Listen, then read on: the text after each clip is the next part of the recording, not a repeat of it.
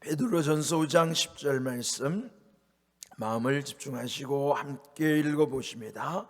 모든 은혜의 하나님 곧 그리스도 안에서 너희를 부르사 자기의 영원한 영광에 들어가게 하시니가 잠깐 고난을 당한 너희를 친히 온전하게 하시며 굳건하게 하시며 강하게 하시며 터를 견고하게 하시리라. 아멘. 오늘 주신 말씀에 보시면 하나님은 모든 은혜의 하나님이심을 표현하고 있어요. 성경 말씀 묵상하면서 여러분 묵상 가운데 하나님은 어떤 하나님이신가, 그 계시된 하나님의 그 성품을 잘 이해하는 것이 중요합니다. 이제 오늘 본문에 모든 은혜의 하나님이라고 일컫는 것처럼 이 초대교회에서 중요한 역할을 했던 두 사도를 꼽자면 이 본문을 기록한 베드로 사도와 또 이방 선교에 앞장섰던 바울입니다. 이 베드로 사도 또는 바울 사도의 그 시대는 박해가 심했던 시대예요. 여러분 잘 아시는 폭군 네로 황제가 다스리던 시대이기 때문에 복음을 전파하는 데 있어서 얼마나 큰 박해가 있었는가. 여러분 뭐 다 상식적으로도 아는 바이지만은 이제 오늘 말씀 속에도 보면은 그런 고난과 핍박 속에서 어떻게 믿음을 지킬 수 있는가, 그 비결을 오늘 이 말씀 속에 말씀해 주시는 것입니다. 여기 모든 은혜의 하나님이라고 일컫는 것처럼 어제 바울에 기록했던 고린도서 9장 8절 우리 다시 한번 좀 읽어보겠습니다. 하나님이 능히 모든 은혜를 너희에게 넘치게 하시나니 이는 너희로 모든 일에 항상 모든 것이 넉넉하여 모든 착한 일을 넘치게 하게 하려 하심이라. 아멘. 이 베드로와 마찬가지로 바울 또한 모든 은혜를 강조하잖아요. 모든 은혜 하나님께서 여기 고린도서 9장 8절에 보시면요, 모든이라는 말이 4번 반복돼요. 모든 은혜, 그다음 모든 일, 모든 것, 모든 착한 일 속에 하나님의 은혜가 흘러가게 하시고 넘치게 하신다 하는 말씀이에요. 그러다 보면은 베드로나 바울이나 그 초대교회 중요한 역할을 했던 사도들이 한결같이 강조한 것은 하나님의 은혜는 어느 특정 지역에만이 아니라 모든 우리 삶 속에 부어주시는 것이라는 것이죠. 그래서 모든 은혜 하나님께서 모든 은혜를 모든 일, 모든 것, 모든 착한 일에 넉넉하게 하시고 넘치게 하신다 하는 말씀이에요. 은혜를 한마디로 표현하면 값 없이 주시는 하나님의 선물, 많이 들은 표현이죠. 그렇습니다. 우리의 수고가 없기 때문에 값 없이, 그렇지만 하나님이 주셨다고 해서 그것을 무분별하게 무가치하게 쓰면 안 되는 거예요. 그 하나님의 은혜를 소중히 여기는 마음을 가져야 되는 거예요. 우리에게는 값 없이 주어진 것이지만은 값 없이 주시는 하나님의 선물을 소중히 여기는 것이 우리가 취해야 할 자세인 것입니다. 그래서 이제 오늘 이 본문에서 보시면은 그 모든 은혜의 하나님이 어떤 분인가? 곧 그리스도 안에서 너희를 부르신 분이라는 거예요. 여러분, 모든 은혜가 어디로부터 시작되면은 우리의 그리스도 안에서부터 모든 은혜가 시작됨을 알아야 돼요. 모든 은혜는 그리스도 안에서 이루어지기 때문에 그리스도 안에서 우리를 불러주시는 것입니다. 그 부르심이 그리스도 안으로 들어오는 게 하시는 것이고요, 그 까닭은 자기의 영원한 영광에 들어가게 하시니 하나님이 어떤 분인가? 모든 은혜의 하나님은 결국 그리스도 안으로 부르셔서 결국 목적하시는 바는 영원한 영광에 이르는 것이 하나님의 뜻이에요. 영원한 영광이라고 하는 것은 한마디로 말하면 거기에 천국에 대한 소망이죠. 결국 천국과 연결되지 않는 것은 허무한 것이고 헛된 것이라고요. 이 땅에 살아가는 동안에 우리의 삶이 헛되지 않은 것은 우리의 매 순간순간 우리의 일상의 삶이, 그래서 평생의 삶이 천국과 맞닿아 있기 때문에 귀한 거예요. 왜 인생이 허무합니까? 마지막 천국과 맞닿아 있지 않으면 허무한 거라고요. 그래서 그 영원한 영광에 이르도록 그리스도 안으로 부르시는 거예요. 그리스도 안에서만이 천국과 맞닿아 있기 때문에 이런 은혜 가운데 우리가 살아가게 하셨다고 하는 것 얼마나 귀한 은혜입니까? 그런데 그 영원한 영광에 들어가기까지는 그 다음 말씀 보면은 잠깐 고난을 당할 수 있다는 거예요. 우리가 당하는 고난은 베드로에 의하면 잠깐의 고난이라는 것을 기억하라는 거예요. 그 잠깐이라는 건 뭐냐면 상대적으로 영원한 영광에 이를 때를 소망하면 지금의 고난은 잠시 당하는 고난이라는 거예요. 일시적이라는 것이죠. 그런데 지금의 그 고난이 힘들어서 그때 그걸 이기지 못할 뿐이지, 영원한 영광을 바라보면 이 세상에서 당하는 우리의 고난, 나의 고난은 잠깐 겪어내는 거예요. 이것은 뭐냐면 영원한 영광 가운데 우리가 당하는 힘든 상황을 상대화시키는 거예요. 작게 만들어주는 거예요. 그래서 잊지 마십시오. 지금 여러분이 힘든 형편에 있든지 또 고난을 당하든지 영원한 영광을 바라보시면 지금 여러분의 고난은 잠시 당하는 고난임을 깨닫게 되는 것이에요. 그래서 이 하나님이 영원한 영광에 이르기까지 우리에게 당하는 것, 잠시 당하는 고난, 이 또한 바울도 강조하는 거예요. 우리 어제 묵상한 내용 보면은 또 그 내용과 연결되는 내용인데요, 우리 다시 한번 또 자막을 볼까요? 고린도후서, 어제는 4장 15절 말씀인데 고린도후서 4장 17절 우리 함께 읽어보십니다.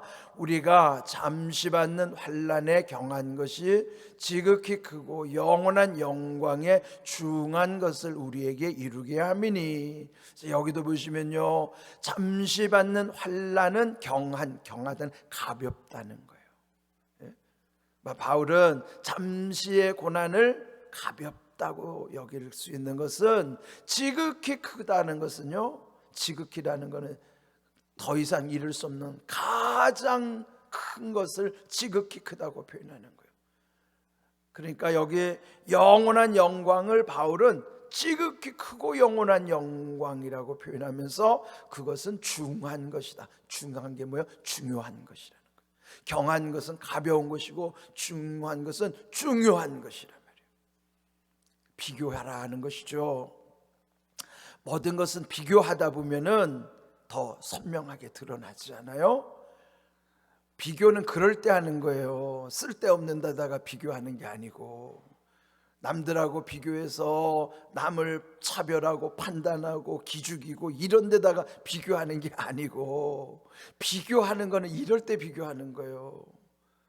이런 힘든 상황에서 영원한 영광의 중요한 것을 놓고 보면 지금 잠시 받는 고난은 가벼운 것이라는 거예요. 아무것도 아니라는 것이죠. 그러니까 그거 깨달을 수 있도록 그리스도 안으로 우리를 부르시는 것이죠. 그리스도 안에서만이 이러한 진리를 깨우쳐 주시기 때문에 먼저 그리스도 안에 있어야 되는 거예요. 그래서 이 바울이나 베드로나 똑같이 강조한다는 것을 지금 제가 증명해 드리는 거예요. 말씀 가운데 증명해 드리는 거예요. 베드로 사도만이 아니고 바울 사도만이 아니고 그들은 전혀 다른 환경 속에 있었고요. 그렇지만 그 복음을 전하는 데 있어서는 동일한 관점을 가졌다는 것이죠. 오늘 이 말씀, 또 바울의 고린도후서에서 강조했던 말씀이나 결국은 영원한 영광에 이르기까지 지금 당하는 우리의 삶은 잠시 잠깐의 고난, 그것을 이기도록 이 말씀을 주시는 것입니다. 그렇다면 그 잠시 당하는 고난도 우리에게 어떤 유익이 있게 하시는가? 거기 보면 네 가지를 또 말씀하세요. 친히 온전하게 하시며, 온전케 하는 것은 하나님의 뜻이에요. 마태복음 5장 48절, 그럼 이제 산상수훈이 마태복음 5장, 6장, 7장이죠. 근데 이제 산상수훈 그 5장 마지막 절이 48절인데, 그 5장 마지막 절의 결론이 그러므로 하늘에 계신 너희 아버지의 온전하심과 같이 너희도 온전하라. 예수님이 명하시는 것도 하나님 아버지가 온전하심처럼 우리들도 온전해야 한다는 거예요. 그런데 온전한다는 것을 먼저 강조하시면서 온전하기 위해서 그 다음에 뭐냐면 굳건하게 해야 된다는 거예요. 굳건하다는 게 뭐냐면 굳세게 세워주시는 거예요. 굳세어야만 하는 거예요. 굳세라고 하는 게 뭐냐면 그것이 참고 견뎌냄으로써 그런 과정 속에 점점 온전해져 가게 하시는 것이고, 그 다음에는 강하게 하신다는 거예요. 문제는 약하기 때문에 넘어지고 시험에도 들고 고난 가운데 낙심하는 것이지, 강한 사람은 그거 다 이길 수 있어요. 그런데 잠시 받는 고난들이 결국은 고난을 이기면 이길수록 점점 강해지는 거예요. 그 불 속에서 쇠를 연마하고 물 속에 담겼다가 다시 불 속에 집어넣고 또 두드려서 물 속에 집어넣었다가, 이런 재련의 과정을 통해서 쇠를 강하게 하시는 것처럼 우리의 삶 속에 잠시 받는 고난 속에서도 그 고난의 강도가 더해질수록 우리는 더 강해지는 거예요. 이기면 이길수록 더 강해지는 거예요. 그래서 온전해진다 하는 것이죠. 그럴 때 마침내 견고하게 설게 되죠. 견고하다는 건 뭐예요? 견고하다는 것은 기초가 든든해서 흔들림이 없다는 것입니다. 요즘 재난이 많은 시대에 지진이 흔들어 놓으면 건물이 무너질 수밖에 없지만은, 요즘 건물들이 이렇게 100층 넘는 건물들이 어떻게 설 수 있는 줄 아세요? 지진에 대비해 가지고 그 지진이 나도 건물 자체가 흔들리면서 충격을 다 흡수하도록 만들었어요. 그러니까 그 건물이 흔들리면 두렵지요. 그런데 그 흔들리는 것도 무너지지 않는 비결로 흔들리면서 충격을 흡수하도록 그 건물을 만들었기 때문에 100층이 넘는 건물이 지진도 견뎌내는 거예요. 그 원리처럼 우리가 고난당하는 현실 속에서 이렇게 견고하게 되면 그런 충격을 흡수할 수 있는 능력도 주시는 거예요. 그게 우리 능력이 아니에요. 주님 안에서 주시는 은혜 가운데 능력을 입혀주시는 것입니다. 그래서 잠시 받는 고난의 유익도 온전하게 할 뿐만 아니라 굳건하게 하시고 강하게 하시며 마침내 견고하게 하신다는 거예요. 그러니까 오늘 주신 말씀도요, 모든 은혜는 어떻게 흘러오는가? 그 모든 은혜가 우리의 고난도 이기게 하시는 거예요. 그래서 마침내 하나님이 이루시고자 하는 건 영원한 영광에 이르기까지 온전한 믿음으로 세우시고자 함이라는 것이죠. 이런 하나님의 본심, 그 진심이 깨달아지면 고난을 당할 때도 고난 당하는 것이 내게 유익이구나를 아는 거예요. 알면 다 이길 수 있는 것이죠. 오늘 주신 귀한 말씀도요, 이번 한 주간, 이 고난 주간 마지막 주님의 십자가의 길을 가시면서 이미 십자가에서 예수님이 다 이루신 거예요. 다만 우리는 따라갈 뿐이라고요. 승리하신 예수님 따라가면 우리도 승리하는 거예요. 오늘도 이 귀한 말씀, 모든 은혜 하나님이 모든 은혜를 우리의 삶 속에 흘려주시고 넘치게 하시고, 그래서 이런 고난까지도 영원한 영광을 바라보면서 이기게 하시는 것, 그는 온전한 믿음에 이르게 하심을 믿고, 오늘도 이 말씀 샤우팅하면서 우리 주님의 은혜를 다시 깊이 새기며 감사할 수 있기를 바랍니다. 저기 3번을 끊었어요. 좀 길기 때문에. 모든 은혜 하나님, 그런데 그분이 누구신가? 곧 그리스도 안에서 너희를 부르사 자기의 영원한 영광에 들어가게 하신 이가 그 은혜 하나님이신데, 그분이 우리에게 잠깐 고난을 당하고 친히 온전하게 하시며, 거기 한번 굳건하게 하시며 강하게 하시며 털을 견고하게 하시리라. 그래서 온전함이 거기서 한번 끊는 것은 그 뒤에는 온전하게 하는 요소들이기 때문이에요. 이 말씀도 마음에 깊이 새기면서 우리 함께 샤우팅 하겠습니다. 준비하시고요. 시작. 모든 은혜의 하나님, 모든 은혜의 하나님, 모든 은혜의 하나님, 곧 그리스도 안에서 너희를 부르사 자기의 영원한 영광에 들어가게 하시니까, 곧 그리스도 안에서 너희를 부르사 자기의 영원한 영광에 들어가게 하시니가, 곧 그리스도 안에서 너희를 부르사 자기의 영원한 영광에 들어가게 하시니가, 잠깐 고난을 당한 너희를 친히 온전하게 하시며, 잠깐 고난을 당한 너희를 친히 온전하게 하시며, 잠깐 고난을 당한 너희를 친히 온전하게 하시며, 굳건하게 하시며 강하게 하시며 털을 견고하게 하시리라. 굳건하게 하시며 강하게 하시며 털을 견고하게 하시리라. 굳건하게 하시며 강하게 하시며 털을 견고하게 하시리라. 베드로전서 5장 10절 말씀. 아멘. 말씀대로 이루어지시기를 주님의 이름으로 축복합니다. 아멘.